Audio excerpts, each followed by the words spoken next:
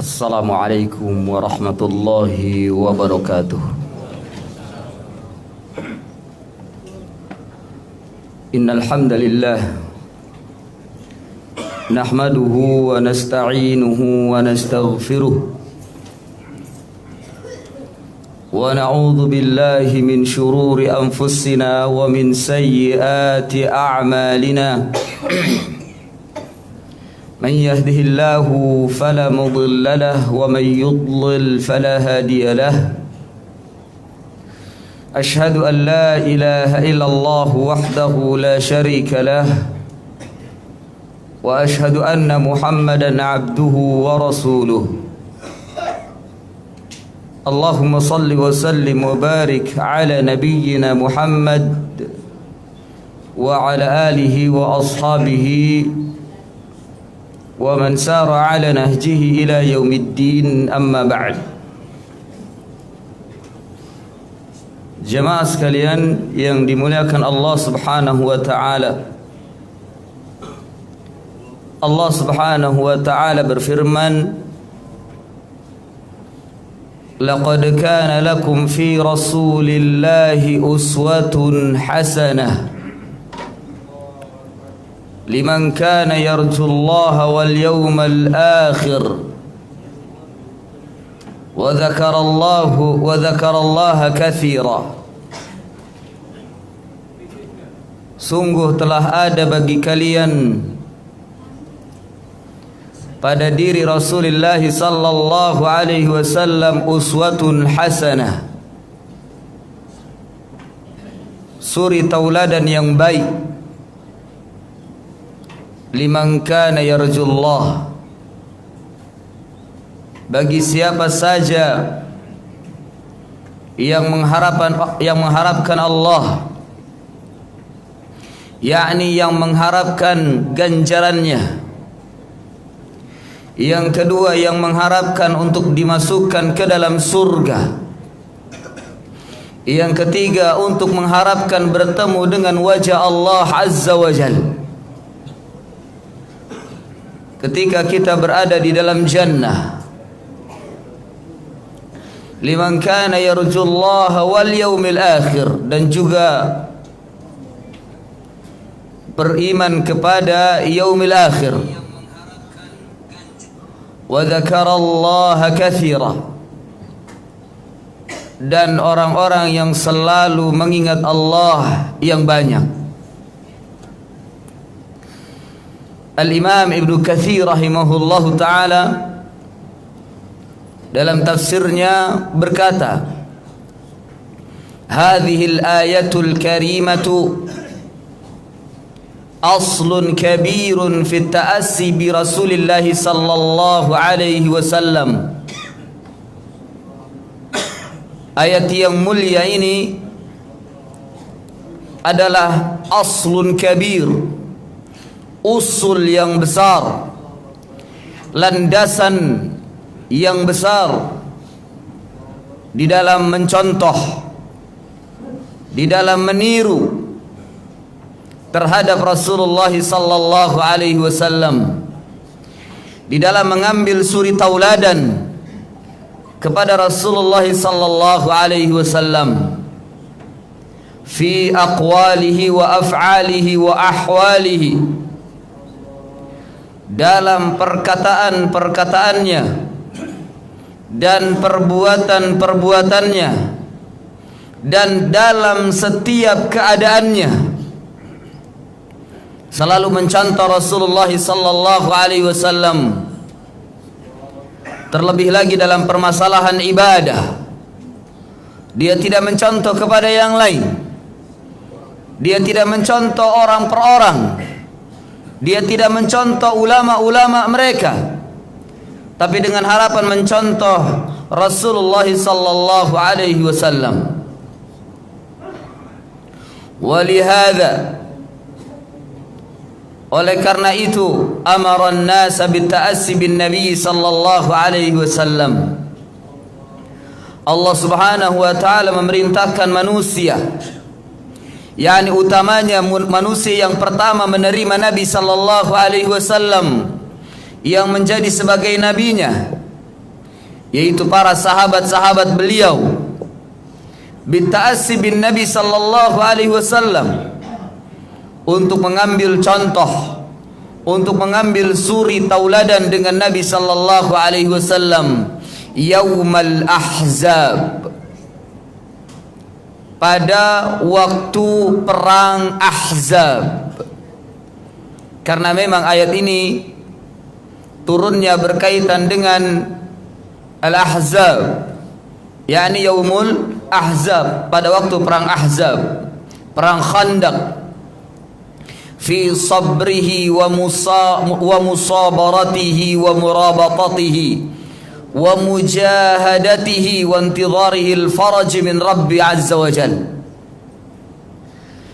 Mencontoh Rasulullah sallallahu alaihi wasallam di dalam kesabarannya, di dalam terus menerus kesabarannya, berusaha untuk sabar, wa murabatatihi, dan penjagaannya, wa mujahadatihi, dan perjuangannya, wa intidharihi al-faraj min Rabbih azza wa jal, dan penantian beliau di dalam kemenangan dari Rabbnya azza wa jal.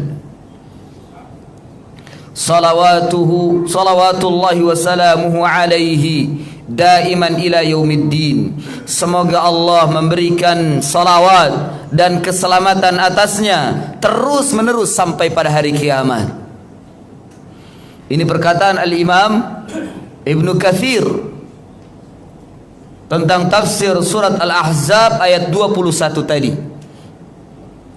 Kita mencontoh Nabi sallallahu alaihi wasallam dalam kesabarannya dalam menghadapi musuh-musuh Allah, dalam menghadapi musuh-musuh Islam, dalam menghadapi segala tantangan yang mendera dalam agama Islam. Dan ini akhlak yang mulia, akhlak yang besar yang dicontohkan oleh Nabi sallallahu alaihi wasallam. Oleh karena itu, ringkas kata ya jamaah, a'azzani Allah wa iyyakum, saya mengatakan bahwa hadza amrun 'azimun fi ta'assi bi Rasulillah sallallahu alaihi wasallam fi akhlaqihi.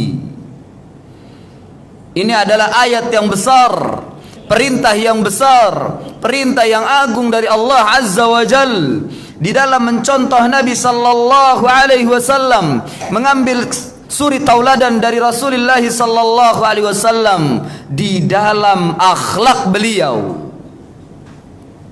utamanya dalam memperjuangkan Islam,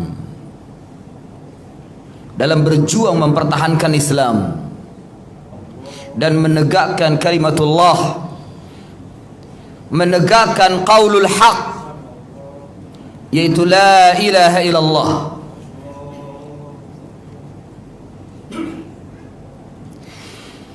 Jemaah sekalian yang dimuliakan Allah Subhanahu wa taala, kalau kita ingin mengetahui akhlak Nabi sallallahu alaihi wasallam, telah dikabarkan dalam riwayat dari Sa'ad bin Hisham, ia berkata, sa'altu Aisyah radhiyallahu anha, aku bertanya kepada Aisyah radhiyallahu anha, Aisyah ummul mukminin, istri Nabi sallallahu alaihi wasallam. Faqultu, lalu Sa'ad bin Hisham berkata, akhbirni ya ummul mukminin an khuluqi Rasulillah sallallahu alaihi wasallam, kabarkan kepadaku wahai ummul mukminin tentang akhlak Rasulullah sallallahu alaihi wasallam. Faqalat, lalu Aisyah radhiyallahu anha berkata, at-taqra'ul Qur'an, apakah engkau membaca Al-Quran? Faqultu na'am, maka Sa'ad berkata, na'am, iya. Faqalat kana khuluquhul Qur'an, lalu Aisyah berkata, adalah akhlak Rasulullah, akhlak beliau adalah Al-Quran. Riwayat ini diriwayatkan atau dikeluarkan oleh Imam Abdul Razzaq, Imam Ahmad, Imam Abdul Razzaq dalam Musannaf, Imam Ahmad dalam Musnad, dan juga Imam Muslim secara mutawwalan, secara panjang. Dan ini riwayat yang ringkas. Dan lafaz ini adalah lafaznya Abdul Razzaq. Dalam riwayat yang lain, Aisyah radhiyallahu anha membawakan ayat, wa innaka la'ala khuluqin azim. Allah Subhanahu wa taala berfirman, dan sesungguhnya engkau wahai Muhammad la'ala khuluqin azim, sungguh berada di atas akhlak yang besar. Jadi Aisyah radhiyallahu anha membawakan ayat untuk menyatakan bahwa akhlak Nabi itu Al-Quran. Allah Subhanahu wa taala berfirman, kana khuluquhul Quran, innaka la'ala khuluqin azim. Jemaah sekalian yang dimuliakan Allah Subhanahu wa taala, demikian juga Rasulullah sallallahu alaihi wasallam memerintahkan kepada para sahabatnya untuk memiliki akhlak yang mulia, untuk berakhlak terhadap sesama manusia dengan akhlak yang mulia. Perhatikan sabda beliau sallallahu alaihi wasallam, ittaqillaha haitsu ma kunta watbi'is sayyi'atal hasanata tamhuha wa khaliqin nasa bi khuluqin hasanin. Bertakwalah kepada Allah di mana saja engkau berada, dan ikutilah keburukan dengan kebaikan. Yani ikutilah segala kesalahan. Ketika kita melakukan dosa dan maksiat, melakukan kesalahan, kemudian kita bertaubat pada Allah, ikuti kesalahan itu, ikuti dosa itu dengan kebaikan. Agar apa? Tamhuha, kesalahan kita itu bisa menghapuskan dosa itu. Sebagian ulama ada yang menjelaskan bahwa ketika kita melakukan kesalahan, yang dimaksud dengan tamhuha, menghapuskan, adalah kita memperbaiki kesalahan kita yang telah kita perbuat kepada manusia. Umpama contoh, kita na'udzubillah tsumma na'udzubillah, sebagian kaum muslimin mungkin ada yang bertaubat dari narkoba, umpama mencoba bertaubat dari narkoba, dia meninggalkan narkoba. Setelah dia bertaubat, bagaimana cara untuk menghapuskannya? Memperbaiki manusia yang sama seperti dirinya yang telah terjebak ke dalam narkoba. Ini cara bertobatnya. Bukan hanya sekedar bertaubat pada Allah, tapi ia pun tamhuha. Bagaimana cara menghapuskan dosa itu? Berbuat kebaikan. Watbi'is sayyi'atal hasanata tamhuha. Ikuti keburukan, yakni keburukan yang lama yang dia melakukan dosa dan maksiat, utamanya kecanduan terhadap narkoba. Ketika dia bertaubat, dia melakukan kebaikan. Kebaikan yang dimaksud adalah memberikan peringatan kepada manusia agar untuk menjauhi narkoba. Ini hasanah yang ia lakukan. Tamhuha, maka dosa-dosa itu akan menghapuskan perbuatannya dahulu yang ia telah terjebak ke dalam narkoba. Demikian juga dosa-dosa yang lainnya. Atau mungkin ia terjebak ke dalam dosa syubhat.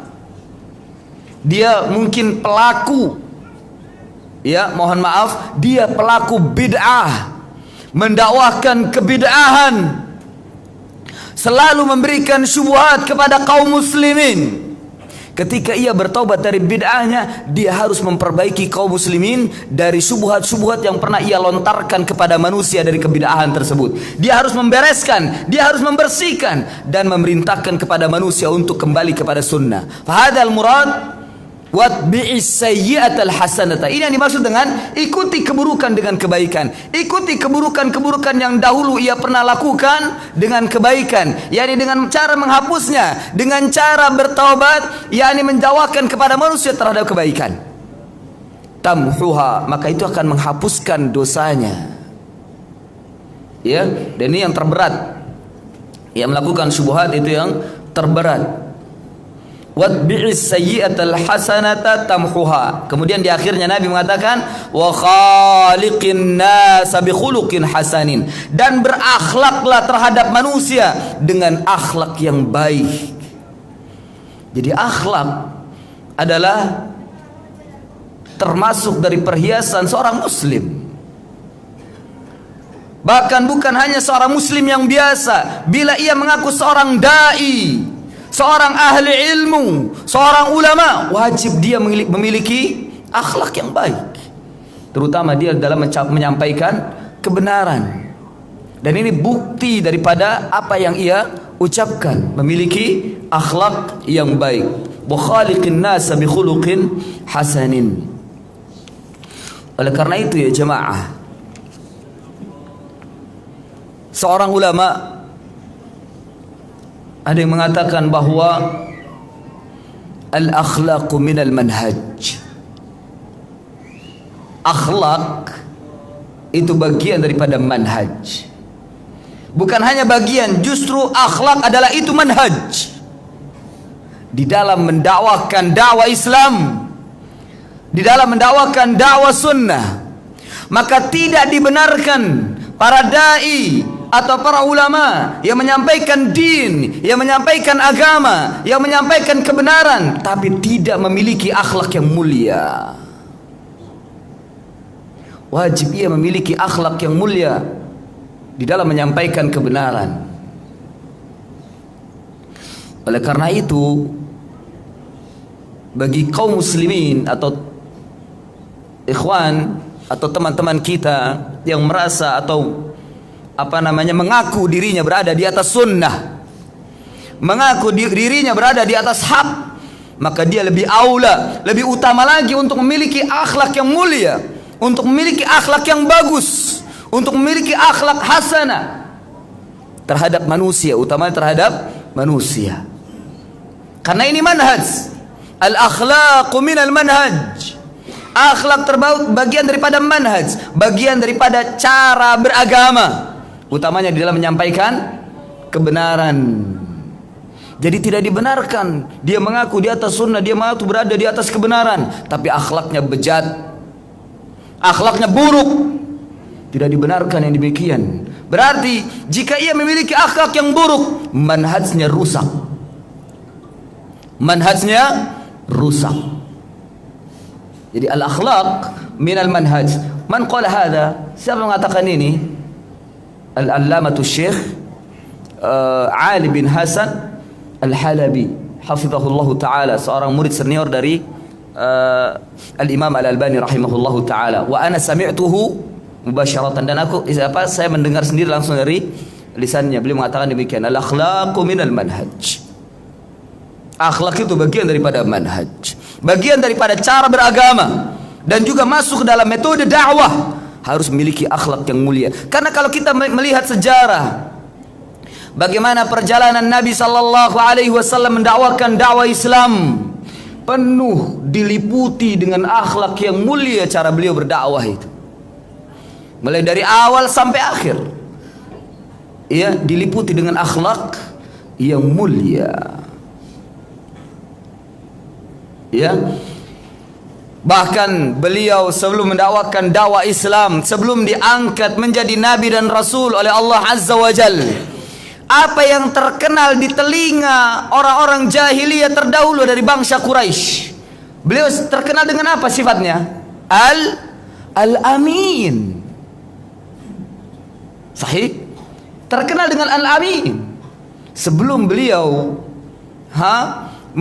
diangkat menjadi rasul, beliau memiliki akhlak al-amin. Ma mana al-amin? Ya, ini terkenal kejujurannya, dan jujur ini akhlak yang mulia. Akhlak yang paling tinggi adalah jujur, as-sidqu. Ya, jujur. Kemudian ketika diangkat oleh Allah Subhanahu wa taala menjadi nabi dan rasul, beliau bersabda, "Innama bu'ithtu liutammima makarimal akhlak." Dalam riwayat yang lain, innama bu'istu liutammima salihal akhlak. Hanya saja aku diutus Diutus kepada siapa? Diutus kepada umat manusia. Liutammima, untuk menyempurnakan akhlak yang mulia.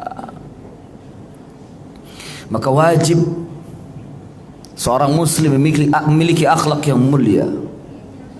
Ya, karena ini bagian daripada manhaj. Jamaah sekalian yang dimuliakan Allah Subhanahu wa taala,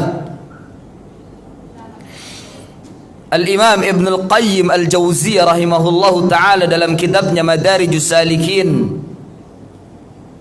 beliau berkata, ad-dinu kulluhu khuluqun, faman zada 'alaika fil khuluqi zada 'alaika fid din.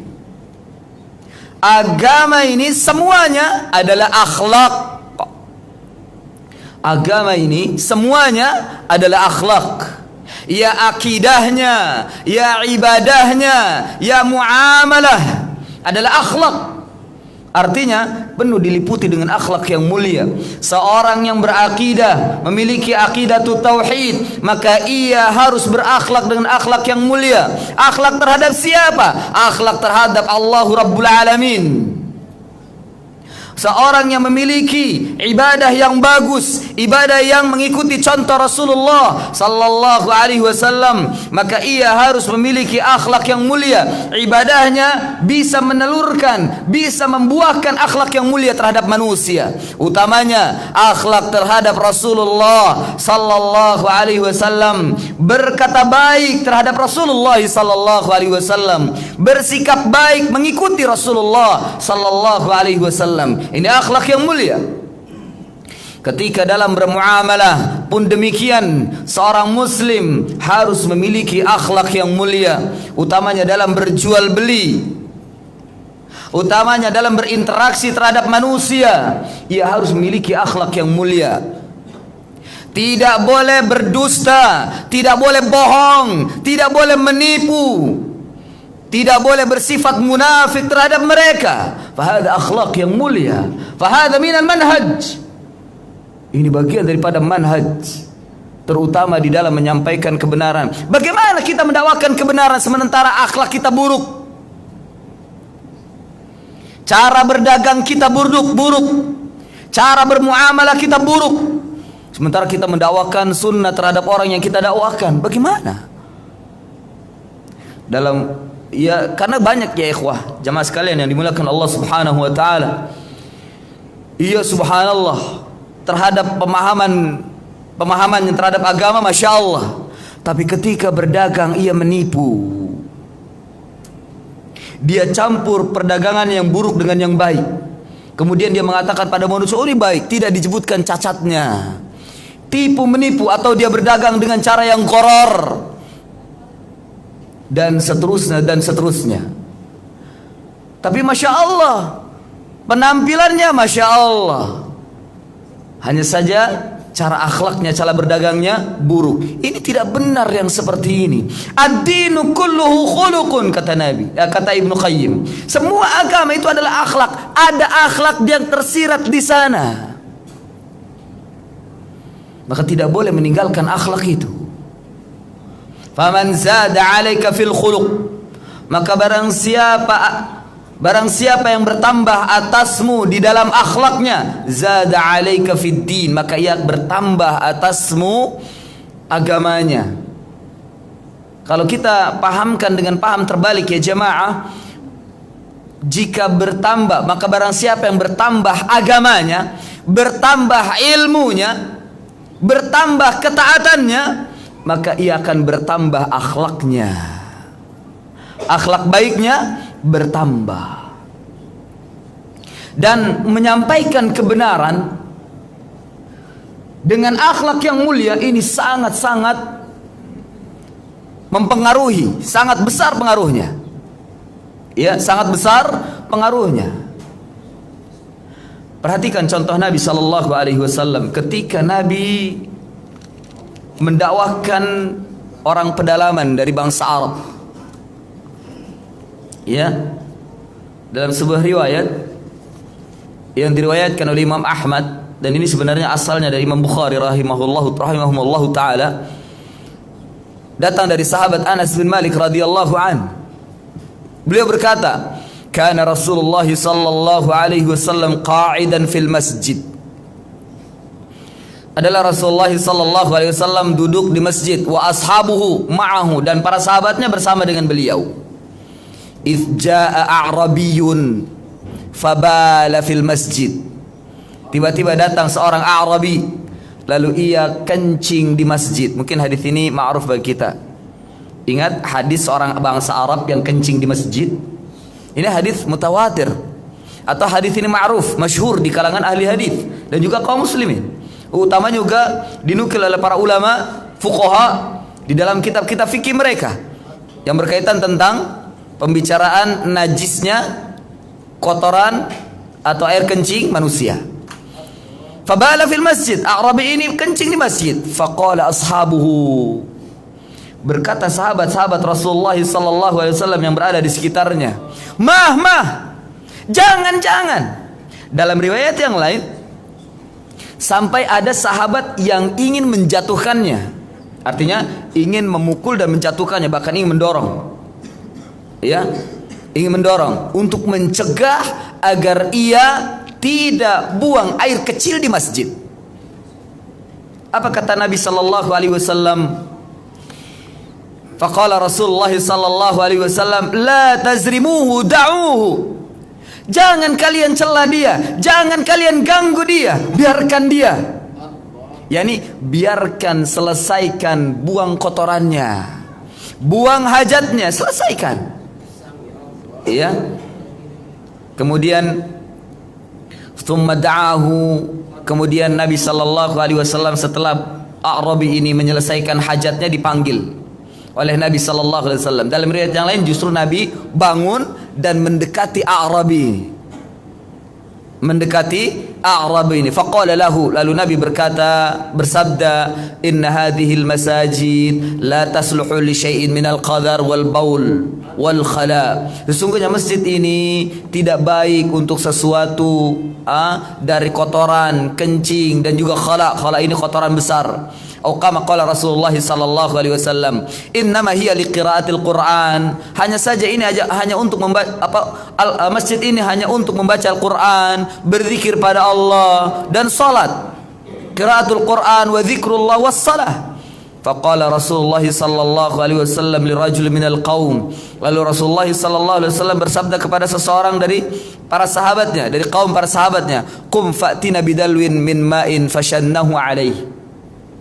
Pergi kamu ambil air di ember lalu siramkan ke atasnya. Lalu dibawakan ember, ya, tempat air disiramkan ke atasnya untuk membersihkan kencingnya itu. Dalam riwayat yang lain ya jemaah, ya, seorang A'rabi ini di kemudian hari menjadi faqih dalam agamanya. Lalu ia menyampaikan hadis yang beliau alami atau yang ia alami terhadap Nabi sallallahu alaihi wasallam. Ya, apa dia kata? Faqama Nabi sallallahu alaihi wasallam ilayya bi abi huwa wa ummi falam yasubbuhu wa lam yu'annibu wa lam yadrib. Arabi ini menyampaikan, demi bapakku, dia dan ibuku, sungguh beliau Nabi sallallahu alaihi wasallam tidak mencelaku, tidak memakiku dan juga tidak memukulku. Sementara para sahabat Nabi sallallahu alaihi wasallam ada yang sampai ingin memukulnya. Dalam riwayat yang lain, yakni diriwayatkan oleh Imam Ahmad dan Ibnu Hibban, bahwa Arabi ini karena saking takjubnya dengan akhlak Nabi sallallahu alaihi wasallam, ia mendoakan, Allahumma ighfirli wa li Muhammad wa la taghfir li ahadin ma'ana. Ya Allah, ampunilah aku dan juga Muhammad. Jangan engkau ampuni orang-orang yang lain bersama kami. Masya Allah. Ya. Kemudian atau dalam riwayat yang lain, Allahumma arhamni wa Muhammad wa la tarham ma'ana ahada. Ya Allah, rahmatilah kami dan juga Muhammad. Jangan engkau rahmati yang lainnya bersama kami. Nabi tertawa. Fadhahika Rasulullah sallallahu alaihi wasallam wa qala laqad hadarta wasi'an. Nabi tertawa dengan karena saking takjubnya kepada Nabi, dia mendoa demikian. Nabi tertawa. dan mengatakan engkau telah membatasi yang luas. Jangan engkau batasi yang luas. Biarkan Allah merahmati semua makhluk yang ada di alam semesta ini. Jemaah sekalian yang dimuliakan Allah Subhanahu wa taala, di antara faidah dari hadis ini yang diambil oleh para ulama bahwa begitu tingginya akhlak Nabi sallallahu alaihi wasallam di dalam mengajarkan kepada orang yang bodoh, orang yang belum mengetahui agama, mengajarkan kebenaran, bagaimana cara beragama yang benar. Subhanallah. Oleh karena itu sangat erat sekali kaitannya antara akhlak dengan menyampaikan kebenaran. Jadi ketika menyampaikan kebenaran, menyampaikan dakwatul haq, menyampaikan dakwatul tauhid, menyampaikan dakwatul sunnah, wajib diiringi dengan akhlak yang mulia. Ya, tidak dengan kesombongan, tidak dengan mencaci maki, tidak dengan merendahkan antara satu dengan yang lainnya. Sampaikan dengan cara ilmiah. Ya, dan ini manhaj ahlus sunnah, cara beragamanya ahlus sunnah. Ya, jadi bukan dengan cara merendahkan, cara meremehkan, dengan cara mencaci maki, tidak, apalagi menyebutkan nama orang. Kemudian setelah disebutkan nama orang direndahkan, dicaci maki dan seterusnya. Fa hadza laisa minal akhlaq. Ini bukan akhlak yang mulia. Boleh enggak kita menyebutkan sifat-sifat secara umum dari keburukan? Boleh, tapi tidak menyebutkan person. Tidak dita'yin kalau bahasa kita. Tidak dita'yin, jangan dita'yin. Biarkan jamaah, biarkan audiens yang memahaminya dengan baik. Kita hanya menyebutkan as-sayyi'at, kita hanya menyebutkan keburukan-keburukan berdasarkan dengan Al-Quran dan Sunnah ala fahmi sahabah. Fahadhal haq, ini kebenaran. Oleh karena itu menyampaikan kebenaran wajib diiringi dengan akhlak yang mulia. Contoh yang kedua, ketika Nabi dizalimi. Ketika Nabi dizalimi, ingat ketika Nabi sallallahu alaihi wasallam datang ke Taif ditemani dengan Zaid bin Harithah. Ya, datang ke Taif. Kemudian menyampaikan qul la ilaha illallah. Katakan la ilaha illallah, bertauhidlah kepada Allah, tinggalkan sesembahan-sesembahanmu, tinggalkan berhala-berhala itu karena tidak bisa memberikan manfaat. Apa yang terjadi? Nabi diusir ketika mendakwakan tauhid di Taif. Diusir, dilempari dengan batu, dikejar-kejar oleh orang, kalau bahasa kita dikejar-kejar oleh orang kampung. Sambil dilempari, Nabi berdarah-darah. Cerita ini sahih ketika Nabi berada di Taif. Ya, bagi yang pernah membaca kitab sirah akan menemukan kisah ini. Ketika Nabi sallallahu alaihi wasallam mendakwakan kaum di Taif, dilempari dengan batu hingga Nabi berdarah. Batunya nggak kecil ya jamaah, batunya besar sehingga Nabi berdarah di pelipisnya dan bercucuran. Diseka oleh Zaid bin Harithah. Ya, diseka oleh Zaid bin Harithah. Lalu apakah Nabi sallallahu alaihi wasallam tidak mampu membalas ketika beliau dizalimi seperti itu? Al-jawab, mampu. Mampu Nabi membalas. Mengapa? Karena yang bersama beliau bukan hanya Zaid bin Harithah, tapi ada malaikat. Jibril menyampaikan, "Ya Muhammad, bersamamu ada malaikat yang menjaga gunung. Kalau engkau mau perintahkan dia untuk membalikkan gunung itu kepada penduduk Taif." Apa kata Nabi? La, tidak. Ya, karena mereka kaum yang belum mengetahui. Semoga dari anak cucu mereka akan datang umat yang mau menerima dakwah ini. Apa yang terjadi? Begitu doa Nabi, dan memang pada tahun-tahun berikutnya ketika Taif sudah menjadi negeri Islam, banyak anak cucu dari Taif ini masuk ke dalam Islam. Ya, andai Nabi mau untuk memerintahkan kepada malaikat penjaga gunung itu, malaikat itu sami'na wa ata'na, lalu dilemparkan kepada penduduk Taif, habis penduduk Taif itu, dan Nabi mampu untuk membalas. Nabi mampu untuk membalas. Apa yang kita ambil dari sini ya jamaah? Selain akhlak Nabi yang mulia, Nabi Shallallahu Alaihi Wasallam tidak memiliki atau tidak mengajarkan kepada kita kezaliman dibalas dengan kezaliman. Meskipun yang disampaikan adalah kebenaran, tidak dibalas dengan kezaliman. Ya, oleh karena itu mungkin terjadi pembubaran kajian-kajian sunnah. Tidak boleh kita membalas dan tidak dicontohkan Nabi untuk membalas. Ya. Justru Nabi mengajarkan kepada kita apa? Doa. Lihat ya jamaah, Nabi berdarah-darah. Dan Nabi pada waktu itu kelelahan karena berlari, dilempari sambil dilempari dengan batu kelelahan. Sampai keluar dari daerah Taif, Nabi bersembunyi di balik batu. Hampir-hampir Nabi kehabisan tenaga. Bahkan mungkin bisa dikatakan Nabi hampir mati. Zaid bin Haritha merawat. Zaid bin Haritha pada waktu itu masih usia remaja. Kalau bahasa kita masih usia remaja. Dan Zaid bin Haritha ini adalah anak angkat Nabi SAW pada waktu itu. Anak angkat yang sangat disayang oleh beliau. Itu merawat Nabi. Iya, pada saat Nabi demikian datang malaikat. Malaikat Jibril dan malaikat penunggu gunung. Mampu Nabi membalas. Demikian juga dakwah sunnah, dakwah al-haq. Ketika dizalimi oleh orang-orang yang tidak menerima dakwah ini, apalagi orang-orang musyrikin, kita tidak disyariatkan untuk membalasnya. Ya. Dan memang dakwah penghancuran, dakwah anarkis itu bukan dakwah Islam. Bukan cara dakwah yang benar. Melakukan pengerusakan, melakukan penghancuran, melakukan pembubaran, itu bukan dakwah yang hak. Itu bukan dakwah yang benar. Dan bukan akhlak muslim dalam berdakwah seperti itu. Anarkis bukan cara muslim, bukan cara yang hak untuk mendakwahkan kebenaran. Karena itu bukan akhlak yang mulia. Ya, perhatikan yang jamaah. Nabi SAW begitu mulianya mendakwahkan kebenaran. Maka yang saya ingin katakan adalah begitu amat sangat erat kaitannya akhlak yang mulia dengan dakwah kebenaran. Dan bahkan akhlak yang mulia adalah merupakan manhaj, cara, metode yang benar di dalam mendakwahkan kebenaran.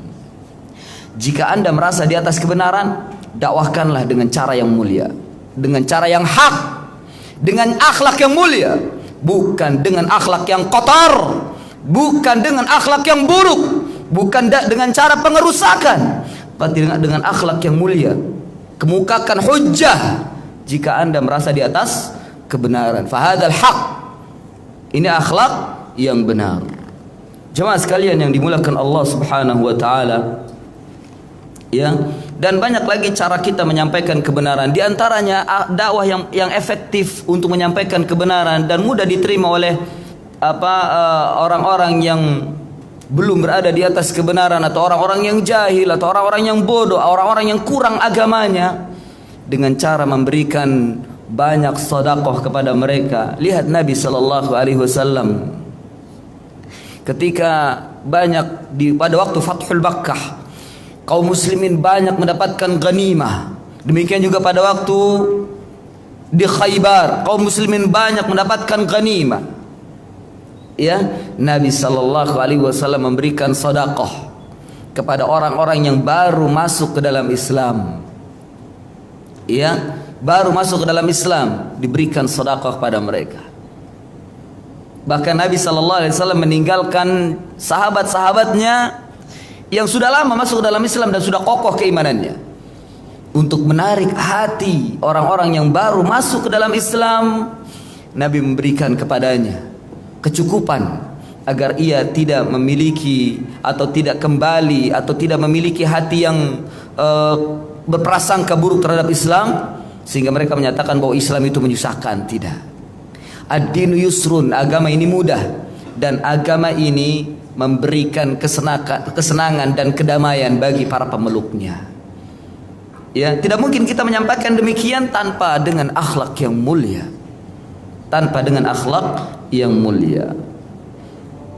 Oleh karena itu Al-Imam Ibn Qayyim Al-Jauziyah rahimahullahu ta'ala memberikan pengertian akhlak, yaitu akhlak adalah badlun nada wa kafful adha wa ihtimalul adha.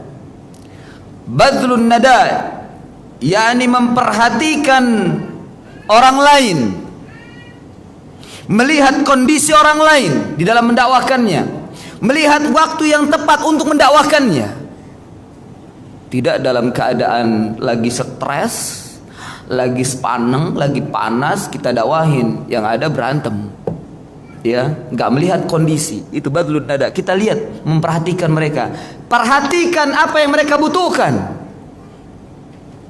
Ketika kita memperhatikan mereka, apa yang mereka butuhkan, itu terkadang mudah kita menyampaikan kebenaran. Itu badlun nada. Kemudian waqaful adha, menahan gangguan. Bahkan ketika kita diganggu, ketika kita dizalimi, tidak membalas dengan kezaliman, karena ini bukan manhaj. Justru sebaliknya, ketika dizalimi, balas dengan keadilan. Ya, kezaliman tidak dibalas dengan kezaliman, kerusakan tidak dibalas dengan kerusakan. Ketika kita dirusak, balas dengan kebaikan, diperbaiki. Bukan dirusak, balas dengan cara merusak. Ketika kita dirusak, dibalas lagi dengan ayo kita balas dengan rusakan. Lah, itu bukan akhlak yang baik, bukan akhlak yang mulia, bukan cara berdakwah yang benar. Ya, kezaliman dibalas dengan keadilan, kerusakan dibalas dengan kebaikan. Tauhid kesyirikan tidak dibalas dengan kesyirikan, tapi kesyirikan dibalas dengan tauhid. Kebid'ahan juga tidak dibalas dengan kebid'ahan, tapi kebid'ahan dibalas dengan sunnah. Ya, ini cara dakwah yang benar. Ini cara dakwah yang benar. Jadi akhlak yang mulia begitu besar kaitannya, begitu erat kaitannya dengan dakwah yang benar. Jadi seseorang yang memiliki agama yang benar, maka sangat berbanding lurus dengan akhlak yang mulia. Ya, ini yang bisa saya sampaikan. Mudah-mudahan ada manfaatnya. Fa insyaallah pada lain waktu kita lanjutkan. Wassallallahu ala nabiyyina Muhammadin wa ala alihi wa sahbihi wa barik wasallam.